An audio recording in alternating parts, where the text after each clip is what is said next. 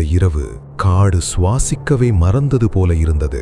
நிலா காணாமல் போயிருந்தது. அந்த இருள் சாதாரண இருள் இல்லை, அது உயிரோடு இருந்தது. இலைகள் ஒன்றொன்றாக கருகி விழுந்தன. வீரன், எழுந்திரு!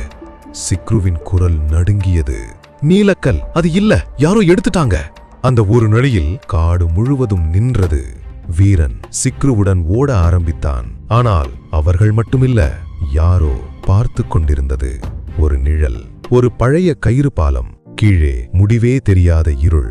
நான் முடியாது, நீ தனியா இல்ல சிக்ரு. அவர்கள் நடக்க ஆரம்பித்தார்கள். சடாக்! கயிறு அறுந்தது. வீரன் கீழே விழ ஆல்மோஸ்ட் ஆனான். வா, விடு, நீ பயப்படுறவன்தான். அந்த குரல் அவன் உள்ளிருந்து வந்தது. அவர்கள் இருட்டு பள்ளத்தாக்கை அடைந்தார்கள். முன்னால் ஒரு உருவம். அது வீரனே, ஆனா கண்களில் ஒளி இல்லை. நீ ஒரு வீரன் இல்ல, நீ எப்போதும் பயப்படுவாய். வீரன் அசைய முடியவில்லை. ஆனால் சிக்ருவுக்கு புரிந்தது, இது உண்மையில்ல, அது ஒளியை தவிர்த்தது. ஒரு சிறிய ஒளி, ஒரு கண்ணாடி துண்டு. சிக்ரு அதை எடுத்தது, மெல்ல திருப்பியது. ஒளி நிழல் மீது பட்டது. நிழல் உடைந்து மறைந்தது. திருடன் யாருமில்லை, இந்த கல்லே நிழலாக மாறியிருந்தது. வீரன் இந்த முறை பின்வாங்கவில்லை. அவன் கல்லை தொட்டான்.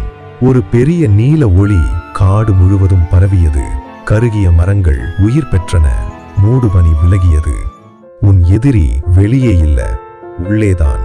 வீரன் சிரித்தான். காடு மீண்டும் உயிர் பெற்றது. சுபம்.